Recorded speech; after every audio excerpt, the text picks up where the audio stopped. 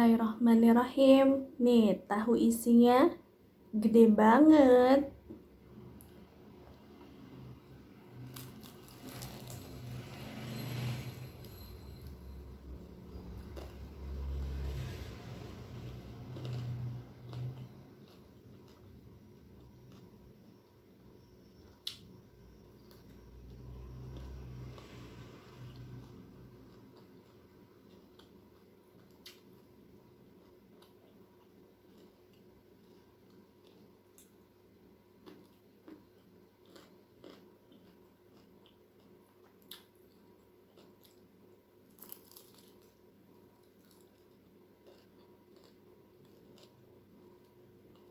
Hmm.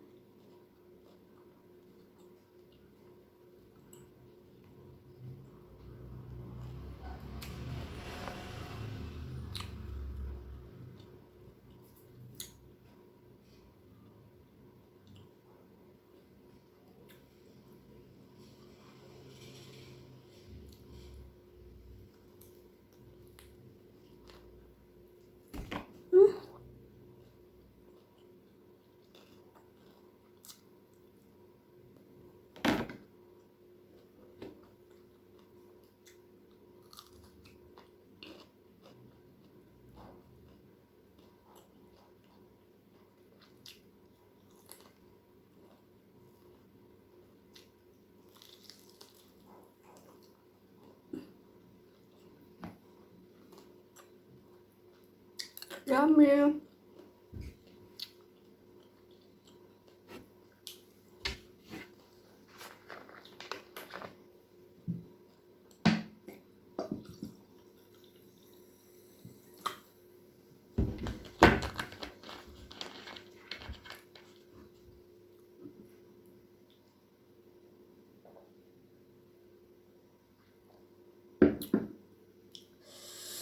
Mantap. Mantap. Tahu bunting atau tahu isi Bunda Betty, Jalan Silang Beranti, Lorong Aur Gading. Silakan diorder, nggak nyesel deh. Murah, gede-gede, rasanya yummy. Halo, assalamualaikum warahmatullahi wabarakatuh. Selamat siang, apa kabar? Apakah Anda bahagia hari ini? Apapun yang terjadi, jangan lupa untuk selalu bahagia, ya. Sekarang itu ba'da juhur sekitar pukul 1 siang. Apakah Anda sudah makan? Ya, kalau belum makan, silakan makan ya. Nomor 1 itu makan. Kalau makan ada energi, terus energinya bisa dipakai untuk berpikir, bekerja, ya. Bahkan tersenyum pun itu kita butuh energi. Kalau kita lapar, kadangan senyum aja susah ya. Oke, hari ini makan apa ya? Hari ini tarah. Oke. Nanti kita review hari ini makan apa. Tapi ada baiknya sebelum perutnya diisi, saya agak sedikit mengulas atau kita berpikir sebentar tentang tema kita hari ini, yaitu seksualitas dan gender. Nah, ini tidak hanya pembahasan untuk perempuan ya, ini juga perlu diketahui dan harus diketahui oleh manusia atau orang atau makhluk yang disebut dengan wanita atau perempuan dan laki-laki atau pria. Sekarang kita kita bicara dulu sedikit tentang wanita dan perempuan ya. Yang pernah saya dengar, wanita itu kalau bahasa Jawanya wanito katanya. Wanito yang artinya wani ditoto. Wani ditoto itu maksudnya berani untuk ditata. Ditata itu hampir sama maknanya dengan diatur ya. Ditata, kita menata. Nah, untuk wani ditoto atau berani ditata itu nggak sembarang orang. Jadi sebagian besar orang itu inginnya mengatur, inginnya menata. Kamu begini, kamu begitu, kamu harus begini, kamu harus begitu, ya, selalu keluar. Dia ingin mendominasi, kebanyakan seperti itu. Hanya hanya sebagian kecil yang wani ditoto. Oke, saya siap untuk diatur. Yang nerimo ya, siap untuk diatur. Nah, makanya orang yang mau untuk diatur ini dianggap orang yang hebat. Karena jarang orang yang mau diatur ini, semuanya mau ngatur. Jadi wanita ini konotasinya positif. Karena dia orang yang hebat, orang yang mau diatur. Ada yang bilang seperti itu. Ya. Jadi saya bukan menghebat-hebatkan, tapi saya pernah mendengar seperti itu. Nah, kalau perempuan itu kita bahas lain waktu. Kita ambil intinya dulu bahwa wanita itu wani ditoto, orang hebat ya. Oke, kemudian kita kembali ke seksualitas dan gender. Apa sih bedanya seksualitas dan gender? Atau sebagian dari kita itu masih mendengar kata gender itu masih asing. Mungkin para ibu-ibu ya, sebagian besar atau sebagian kecil masih asing mendengar kata gender. Ya. Oke. Saya tidak berusaha untuk mengedukasi karena saya juga tidak terlalu paham atau bukan bidang saya, atau saya bukan pejuang feminisme, tapi yang saya hanya menyampaikan informasi yang pernah saya baca, pernah saya dengar, dan saya renungi gitu ya.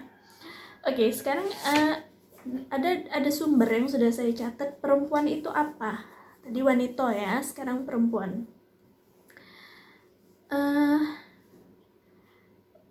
Perempuan itu memiliki 1% properti dunia. 1% properti dunia. Nah, ini diambil dari Robert Jackson dan Josh Sorensen ya. Lebih kurangnya seperti itu. Memiliki 1% properti dunia. Jadi yang 99% siapa dong? Laki-laki gitu ya yang memiliki properti. Oke, 1 itu ya. 2, 5% yang menjadi kepala negara dan menteri dalam kabinet. 5%. Kalau sekarang itu ada Pak Menteri siapa? Kalau di Indonesia ya, tidak usah membahas terlalu luas sampai ke luar atau ke internasional, kita tingkat nasional aja dulu. Ada Sri Mulyani. Wah, Sri Mulyani ini jadi Menteri Keuangan dari zamannya Presiden Bambang Susilo Bambang Yudhoyono sampai ke Presiden Joko Widodo 2 periode. Perempuan loh. Dan kalau saya tidak salah informasi, beliau baru dapat jabatan tingkat nasional. Itu dipercaya sebagai kepala, masih relate tentang uang lah, bagian keuangan kayak gitu ya. ketuanya loh kalau nggak salah. Tapi info yang kedua ini saya belum searching terlalu jauh, jadi silakan di searching atau di googling ya. Terus menteri dulu perikanan dan kelautan itu Susi Pujiastuti yang punya Susi Air. Kemudian ada menteri luar negeri, itu siapa ya ibu itu, aduh lupa, yang ibunya imut ya, menurut saya gitu. Terus ada beberapa menteri yang lain, maksudnya yang paling dikenal, yang sangat menonjol itu ada juga dulu menteri kesehatan gitu ya, perempuan. Oke, nanti kita bahas lebih lanjut. 3. Menghabiskan sekitar 60% dari seluruh jam kerja. Jadi propertinya 1%, tapi kerjanya 60% jam kerjanya. 4. Memperoleh gaji 10%. Gajinya 10%. Ini bukan saya yang bilang ya, ini data. Mewakili 60% dari seluruh buta huruf. Ini arahnya ke pendidikan, 60%. Mewakili 80% dari seluruh pengungsi bersama dengan anak-anak. Gimana nih? Untuk para perempuan ya, gimana nih? Oke. Itu case-nya dulu, itu datanya dulu. Sekarang kita lari ke seksualitas sama gender. Ya. Seksualitas itu adalah fitrah. Fitrah itu biologis, ya. Kodrat, pemberian Tuhan. Kodrati, alami, tidak dapat diubah. Seperti apa? Jenis kelamin, itu seksualitas. Yang dari situ adanya menstruasi, itu fitrah. Ya. Hamil, melahirkan, menyusui, itu yang sifatnya seksualitas, biologis, kodrati, tidak dapat diubah. Ya. Meskipun sekarang ada sebagian kecil yang berusaha untuk mengubah fitrahnya secara biologis, ya, yaitu operasi kelamin, tapi itu hanya sebagian kecil saja seiring perkembangan teknologi ya. Yang seperti itu walau alam itu akan ada pembahasan di bidang lainnya. Itu seksualitas ya, secara biologis. Sekarang kita gender itu kesepakatan sosial ya, jadi ada feminim, ada maskulin ya. Gender itu adat istiadat, dibentuk oleh adat, sistem ya, kultur ya. Bentukannya diajarkan melalui sosialisasi, internalisasi, konstruksi sosial, dan ini dapat diubah ya. Yang sifatnya seksualitas biologis, kodrati, fitrah, hamil, menyusui, itu nggak bisa diubah. Tapi yang sifatnya gender, feminisme, dan maskulin, itu bentukan masyarakat, dan itu bisa diubah. Seperti memasak, mencuci, merawat anak, atau orang tua mendidik anak, bekerja di luar rumah, menjadi tenaga profesional, dan sebagainya. Ya, itu bisa diubah, itu bisa disepakati. Tidak harus bahwa perempuan yang harus memasak. Itu harus kalau di dalam lingkup kecil saja, misalnya dalam satu keluarga, tidak harus istri yang memasak, tidak harus istri yang mencuci, merawat anak, mendidik anak, bekerja di luar rumah, menjadi tenaga profesional dan lain-lain. Itu bisa didiskusikan, itu kesepakatan di dalam sebuah rumah tangga, ya, saling membantu, ya. Jadi jangan lagi kita terdoktrin gender ini bahwa wanita itu hanya harus di sumur, di kasur, dan di dapur, di kasur, di dapur, dan di sumur, yang artinya hanya sebagai pelengkap,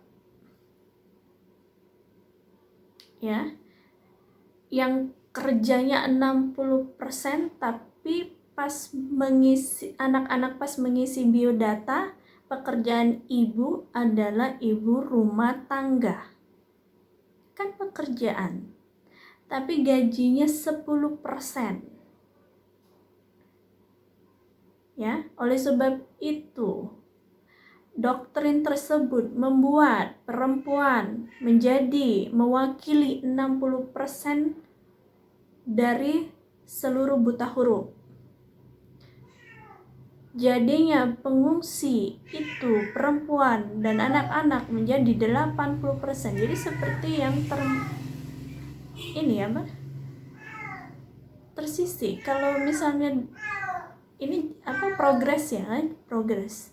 Jadi kita sesuaikan. Kalau misalnya zaman dulu kan perempuan itu dijadikan sebagai gonima, ya, bukan gonima, ya, termasuk yang menjadi seperti properti. Seperti yang saya lihat di film Bumi Manusia, di situ kan perempuan pada saat penjajahan Belanda itu hanya dijadikan gundik. Gundik itu kalau bahasa sekarang mungkin relevan sama pelacur gitu, ya, penghibur. Nah ini, ya, ini kenapa ini? Ada apa? Tapi alhamdulillah, ya, alhamdulillah sekarang itu berkah dari teman-teman kita pejuang perempuan atau feminisme itu, kesetaraan gender, itu akhirnya perempuan lebih bisa dihargai, ya, lebih bisa dihargai. Namun masih belum adil, ya, masih belum adil karena sistem kita itu sudah sedari dulu itu didoktrin atau dibentuk sistem patriarki. Patriarki itu dunia ini dibentuk oleh laki-laki, perempuan hanya pelengkap. Nah, saya tidak yakin bahwa perempuan itu hanya sebagai pelengkap. Yang saya percaya, ya, secara seksualitas, ya, kita punya fitrah. Tapi secara gender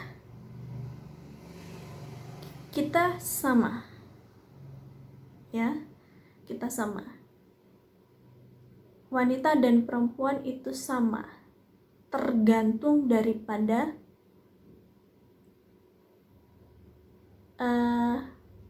amal perbuatan, atau secara lebih tingginya kita sebut karya. Jadi kalau dalam bahasa Inggris itu ada work, bekerja, job, pekerjaan. Work, semua orang harus work, berkarya. Kita semua unik, kita diberi kelebihan, ya. Setiap kita bisa punya karya. Nah, cuman ada yang namanya job. Kalau job itu pekerjaan. Bedanya work sama job. Jadi jangan lagi jatahnya perempuan itu kalau saya dengar itu seperti bagian yang kayak cerita Cinderella, yang Siti Nurbaya yang harus jadi barter antara hutang sama dibarter antara hutang sama dirinya, sama kebahagiaannya, sama hidupnya.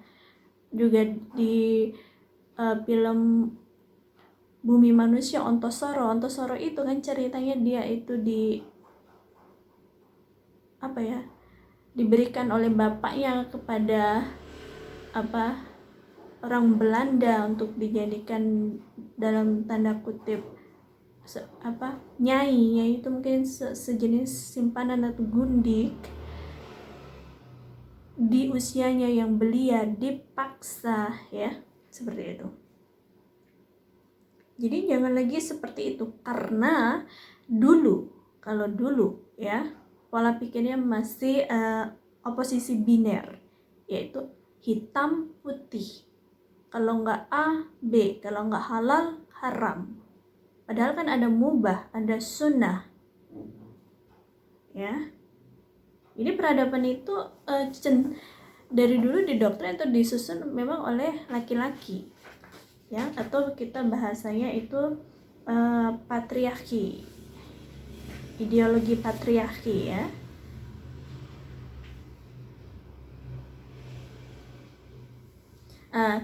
Adapun problematika gender itu, satu, marginalisasi, yaitu peminggiran dari dunia pendidikan, politik, ekonomi, dan lain-lain. Dua, burden, pemberian beban kerja lebih panjang dan lebih berat. Tiga, subordinasi, perempuan tidak penting, sekedar pelengkap kepentingan laki-laki. Empat, stereotype, pelabelannya negatif. Kelima, violence, cenderung menjadi sasaran kekerasan, ya. Jadi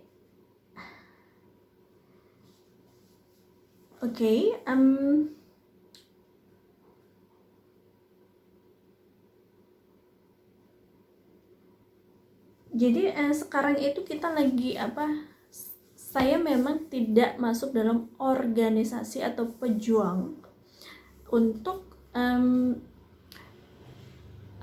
memperjuangkan, tidak masuk organisasinya, tapi saya secara pribadi sangat memperjuangkan yang namanya keadilan gender. Karena kata orang gini, kalau kesetaraan itu misalnya porsinya itu, kalau kesetaraan itu bahasanya gini,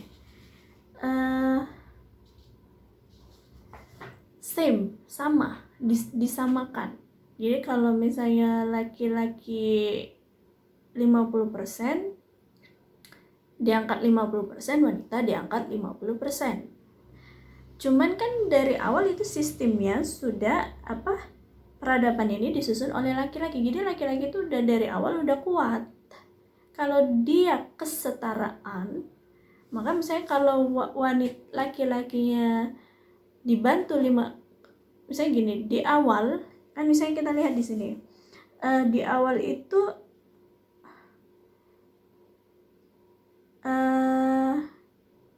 misalnya gini, dari properti aja, misalnya properti itu kan wanita 1%, berarti ini laki-laki udah 99%. Kemudian disetarakan, disetarakan, laki-laki dibantu perempuan ini untuk naik, dibantu misalnya 50%, laki-laki dibantu 50%. Ya laki-laki tetap di atas, 90 plus 50 sama 50 plus 1, laki-laki tetap di atas. Jadi tetap tidak setara. Jadi ada yang memperjuangkan itu adalah fair, keadilan. Jadi kalau yang laki-laki sekarang sudah 50 dan sekarang laki-laki sudah 99, maka laki-laki cukup dibantu dengan 1%, dan perempuan yang sekarang 1% harus dibantu dengan 99% supaya adil gitu. Atau bahasanya itu fairness. Yang saya pelajari seperti itu. Selama masih bantuannya sama, ya yang lakinya tetap di atas. Secara gender ya. Jadi kita harus pahami dulu perbedaan antara fitrah sama bentukan sosial. Ada yang tidak bisa diubah, ada yang harus diubah. Jadi ini problematik sistem ini secara tidak langsung itu sudah terdoktrin di dalam kehidupan masyarakat kita. Tidak hanya ini menyerang perempuan, juga menyerang laki-laki. Seandainya laki-laki itu juga sadar bahwa tentang gender ini, antara perbedaan seksualitas sama gender ini, tentunya laki-laki tidak akan melakukan violence atau kekerasan kepada wanita seperti itu. Contohnya aja gini, kan hanya yang karir ya, hanya 5% ya, hanya 5%, tapi contohnya dari 5% itu kan jadi semua, hebat semua. Sri Mulyani hebat, Susi Pujiastuti hebat. Justru yang laki-laki, misalnya nggak aja di era yang sayang yang laki-laki yang menonjol yang mana? Artinya kan perempuan tuh bisa. Jadi sistem. Nah sekarang ini perempuan di rumah aja ya. Nah terus gini ya. Ketika sistem itu diubah, kan bisa diubah. Konsep atau sistem atau mindsetnya bisa diubah. Jadi salah satu yang harus diubah adalah ketika melihat wanita itu jangan secara seksualitas, lihat dia secara kualitas gitu. Jangan itu perempuan langsing ya, dia lebih ke seksualitasnya lebih ke body ya. Itu manis ya. Kalau lihat perempuan itu seperti barang yang mau dibeli itu ya. Itu manis ya, itu cantik ya, itu gemuk ya, itu kurus ya. Ya, jadi sebenarnya pas kita memandang laki-laki kan nggak, itu kerja, kan dia worknya, karyanya yang dilihat. Itu kerja di bank, itu punya mobil ini, dia prestasinya. Kalau perempuan lebih ke ini, mindset ini yang harus diubah. Jadi pas lihat perempuan harus nunduk gitu, jadi ini agak susah.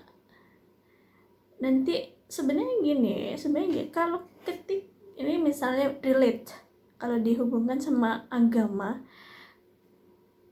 ketika Tuhan itu sudah ada lebih dekat dari urat nadimu itu, ketika kamu sudah merasa bahwa kamu itu wejawantah dari Tuhan, dan yang kamu lihat itu juga hasil wejawantah dari Tuhan, maka aku dan kamu adalah sama. Ketika aku melihat kamu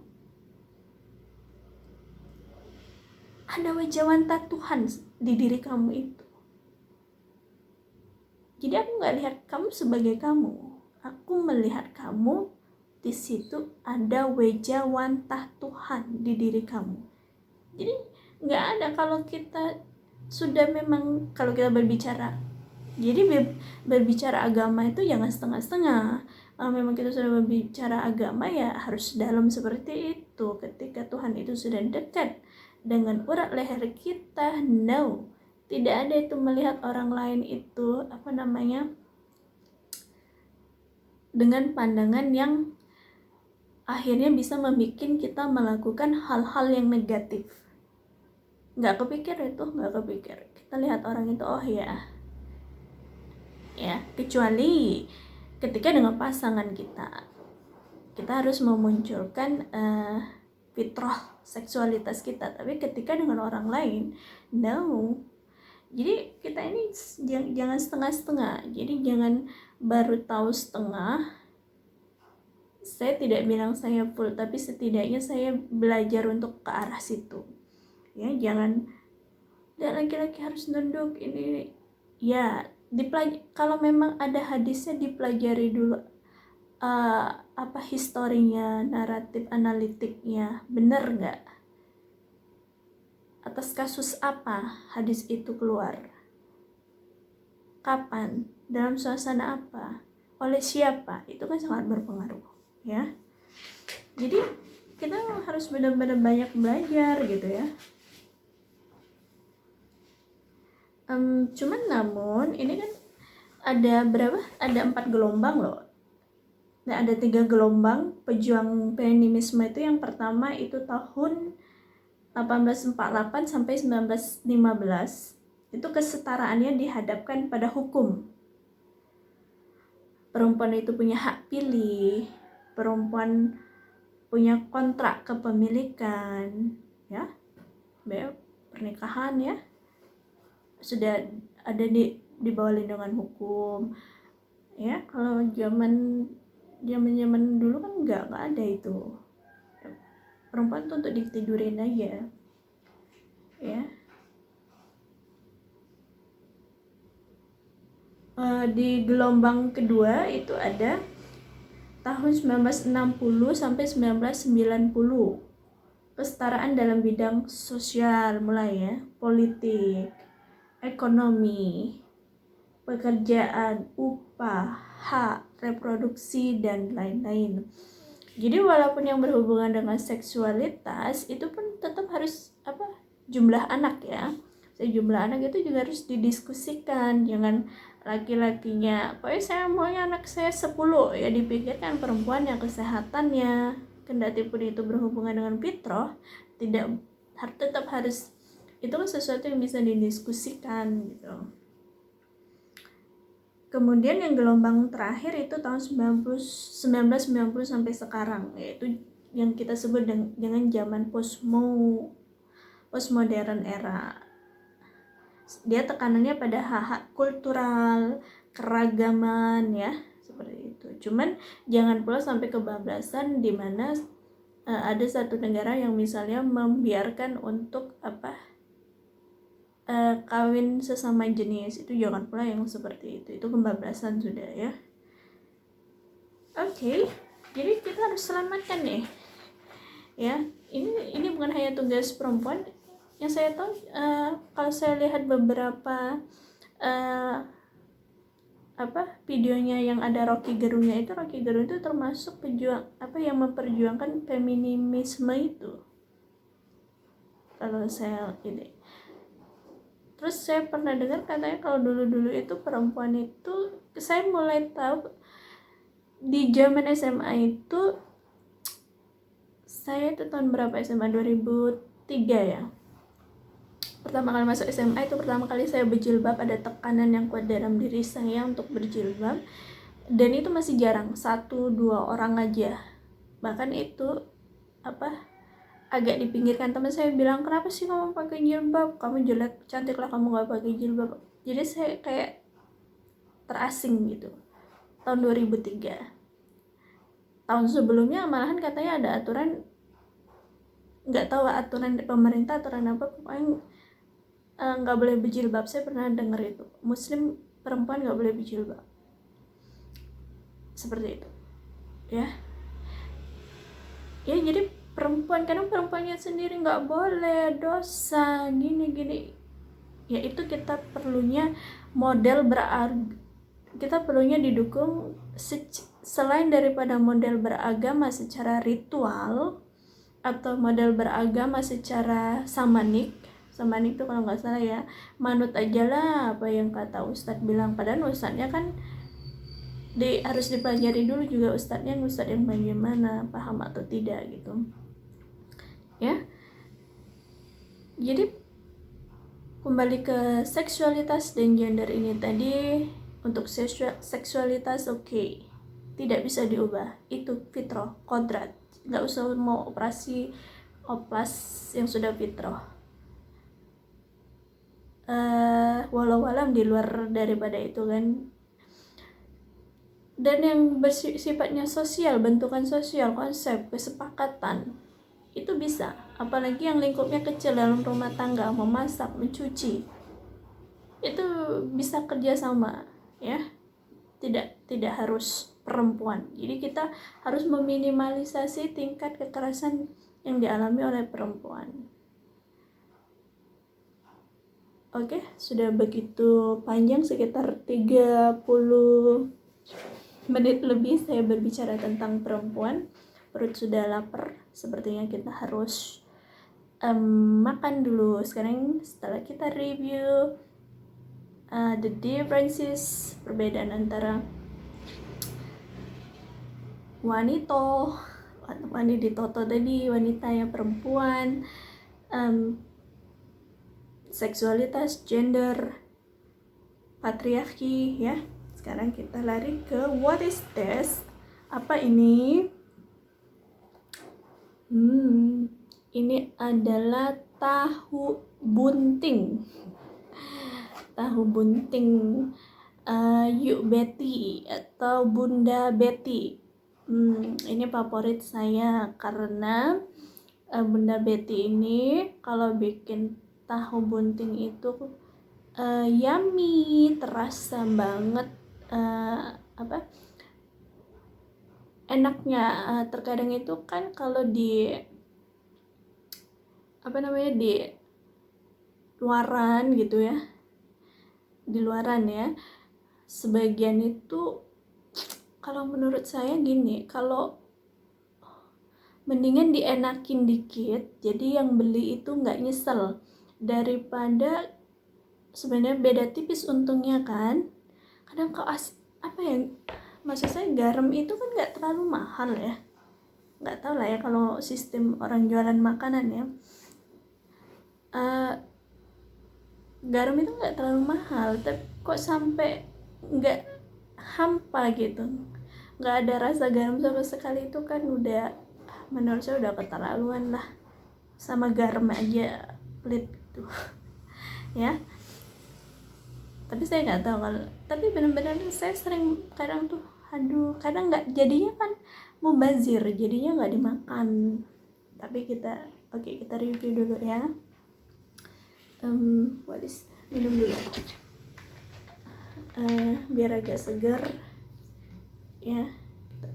Minum siang hari.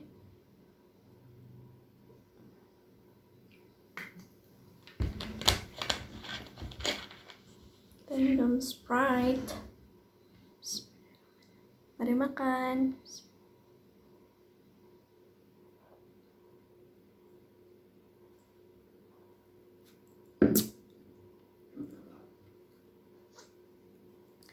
Tadi pas belinya itu masih hangat, sekarang udah mulai dingin. Tadi pas baru tuh, tolong ya, saya mau mukbang makan besar, tolong saya pesen tahu bunting atau tahu isi ya. Tahu bunting tuh maksudnya kan dia tahu goreng tapi diisi jadi kan gede, maka disebut tahu bunting.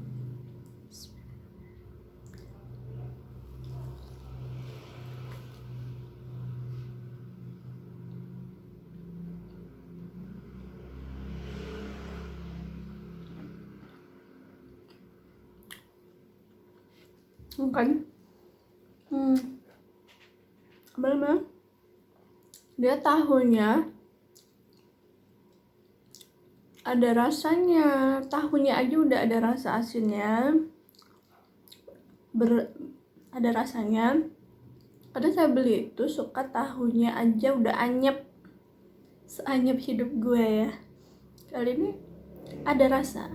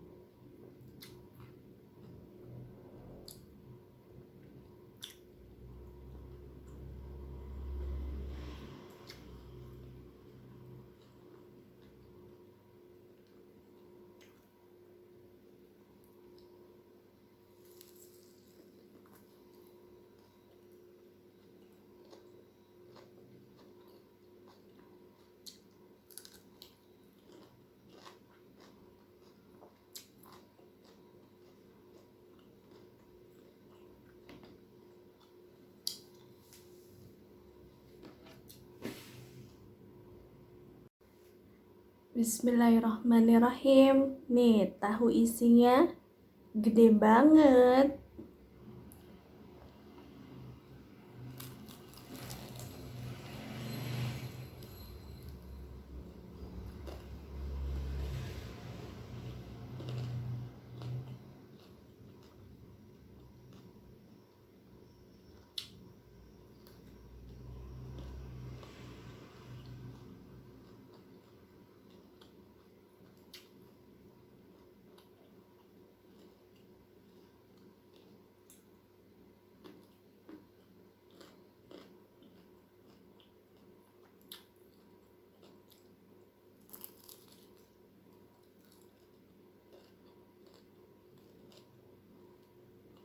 Hmm.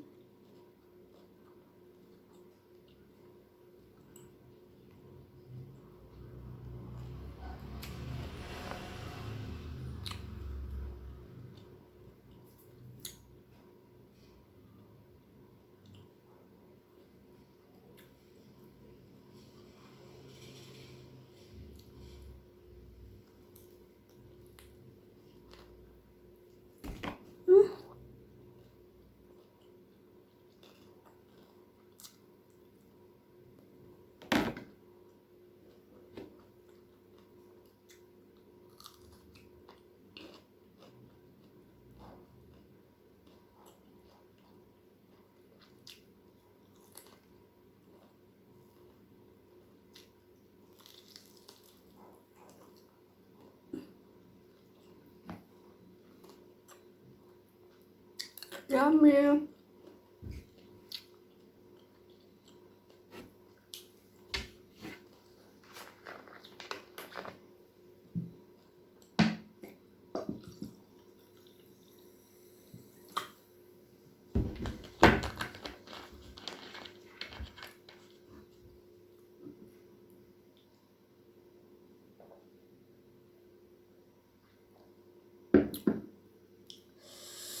Mantap. Mantap. Tahu bunting atau tahu isi Bunda Betty, Jalan Silam Beranti, Lorong Aur Gading. Silakan diorder, nggak nyesel deh. Murah, gede-gede, rasanya yummy. Oke, sekarang kita ntar ya, karena minum Sprite nih.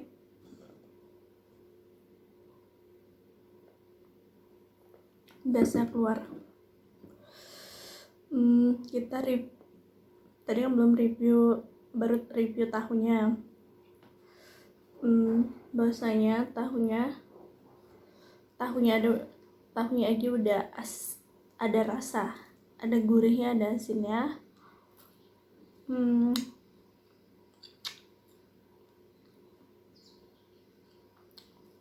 Kalau isinya apa sih gitu.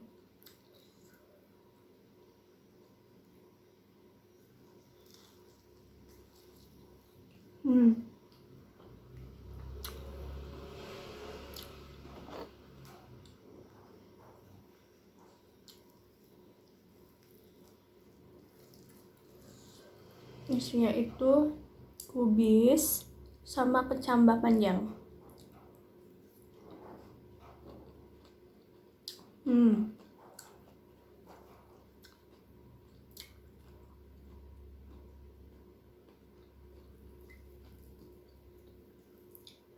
Kubis sama kecambah panjang.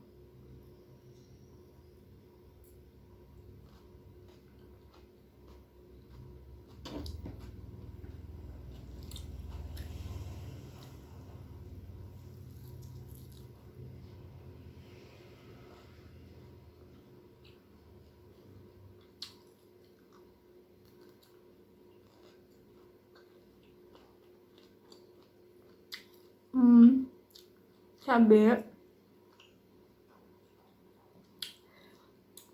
Kalau makan cabai mentah dicuci dulu ya, karena ini kan prosesnya panjang, dari tempatnya dari kebun, dipegang sama orang kebun, kemudian dijual ke A, ke B, ke C, sampai ke pasar, sampai ke warung ya. Jadi entah itu ada pestisidanya, ada kuman-kumannya, jadi dicuci bersih dulu, baru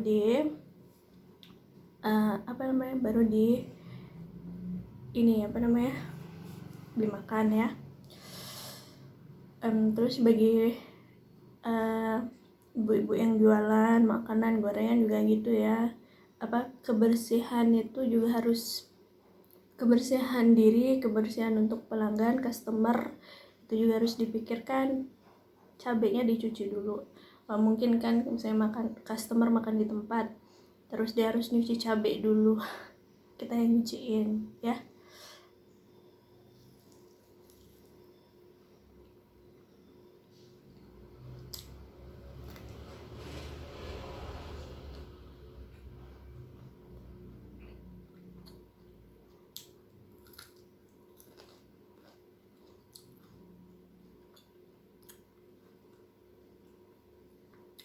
Jadi saya tadi beli 10.000 dapat segini. Saya belum makan dari tadi malam tuh, kucuk-kucuk percaya. Cekap di karena ngantuk, saya tidur sampai sekarang ini siang baru makan. Tapi saya enggak, karena ini tahunya gede-gede, luar biasa Bunda Betty ya, rasanya enak, nggak akan habis.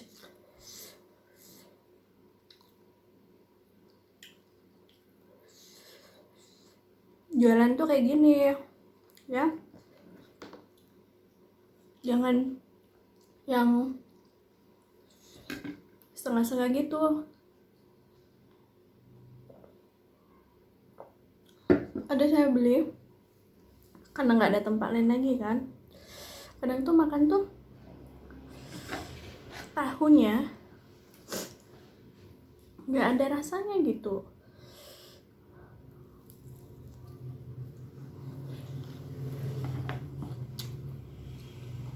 Tahunya anyep,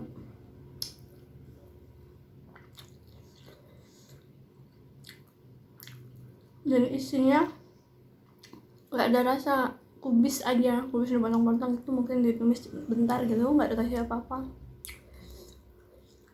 Kalau ini kan kayaknya isinya tuh bener-bener ditumis mateng, kayaknya ada dikasih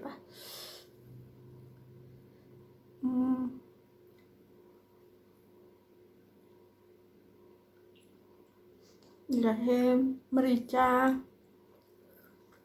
jadi berasa.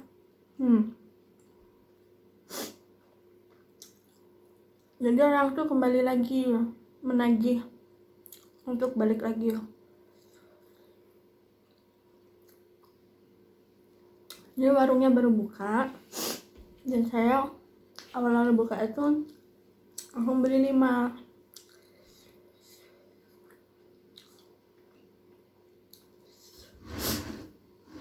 Beli 5 itu sekali duduk aja.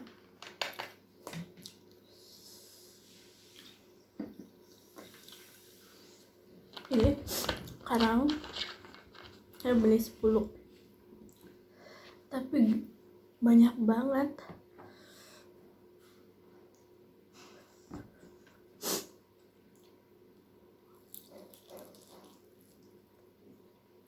Gede banget.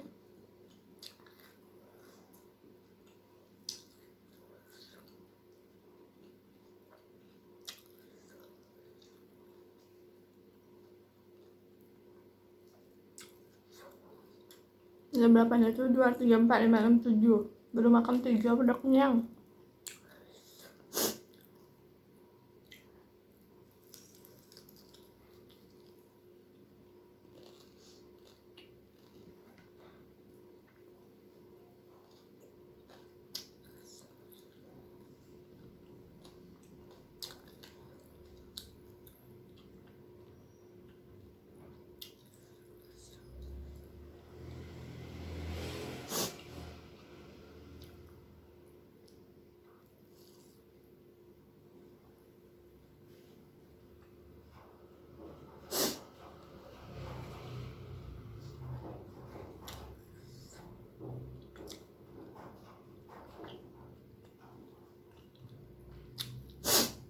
tahu buntun itu kalau makan nggak pakai cabai nggak enak. Enaknya dimakan pakai cabai hijau atau bisa juga cabai burung.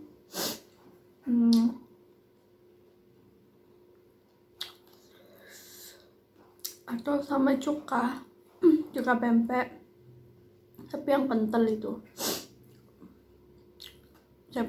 Saya lupa tadi minta cukanya karena delivery tadi anaknya Bunda Betty yang nganterin ke sini, lupa minta cuka.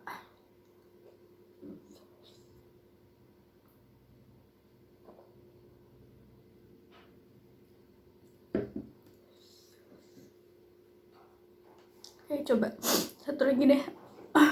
Masih mat nggak perutnya.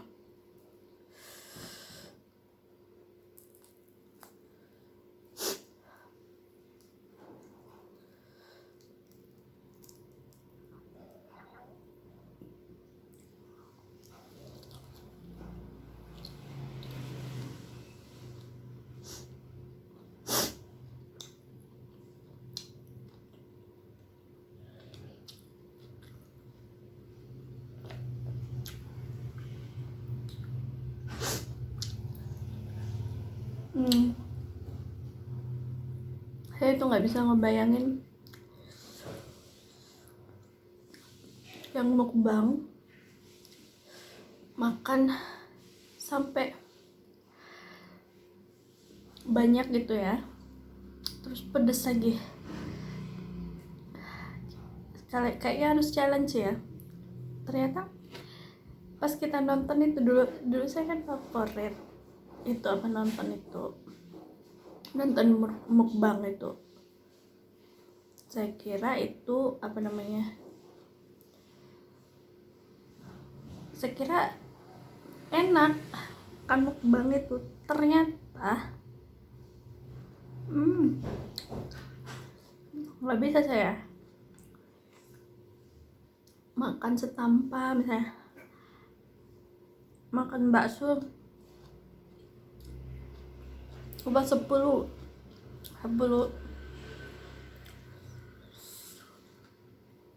mangkok. Ya Tuhan, gimana pedes 10 mangkok. Nggak semudah itu ternyata. Emang ngabisin tahu buntun 5 aja, padahal dari tadi malam belum makan. Terus saya gigit ini baru 1 tadi, apa 2 ya, udah nggak bisa mulus.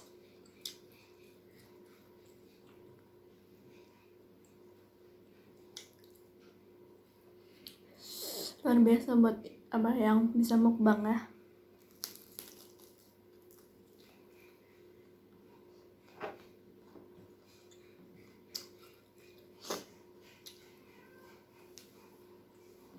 Jadi kan saya punya habit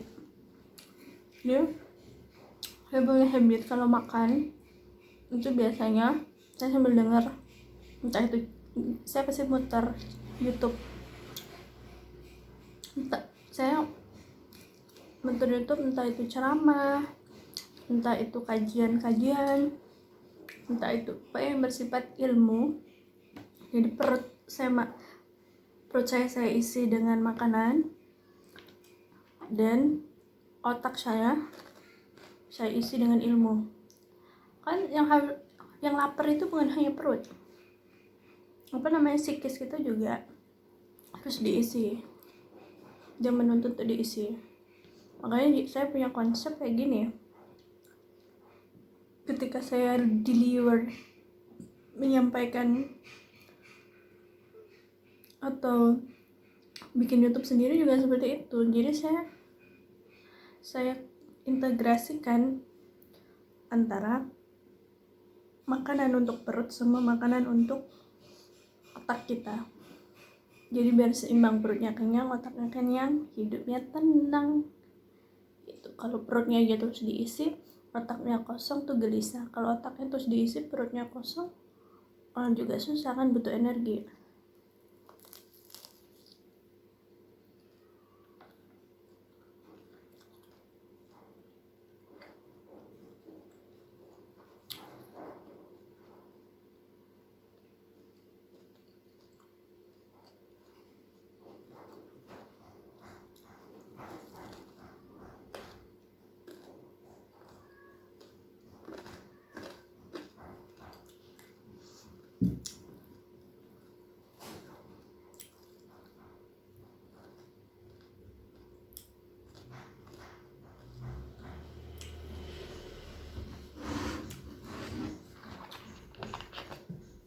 Right?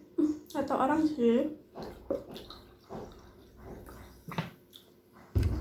jangan terlalu sering minum minuman yang bergas. Tapi kalau sesekali buat penyemangat, nggak apa-apa lah ya.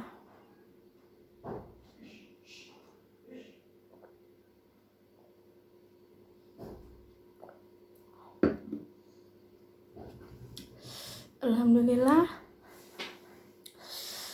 ngeplok hari ini atau bincang-bincang hari ini udah selesai, perutnya udah kenyang, otaknya juga udah terisi. Mudah-mudahan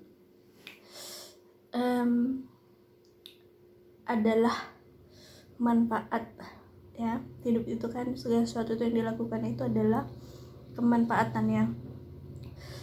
kemanfaatan yang bisa diambil, entah itu baik dari review makanannya yang saya rekomendasikan, tempat yang ada jualan tahu isi besar, enak, murah, itu di Haur Gading, Silang Beranti, Bunda Betty. Bersih ya. Saya milih-milih juga, saya nggak mau kalau misalnya tempatnya kotor gitu ya, atau rasanya nggak enak, saya nggak mau. Kalau makanannya enak, murah, masuklah untuk bisa saya masukkan YouTube, baru saya masukkan YouTube ya. Terus bisa jadi kalian ngambilnya dari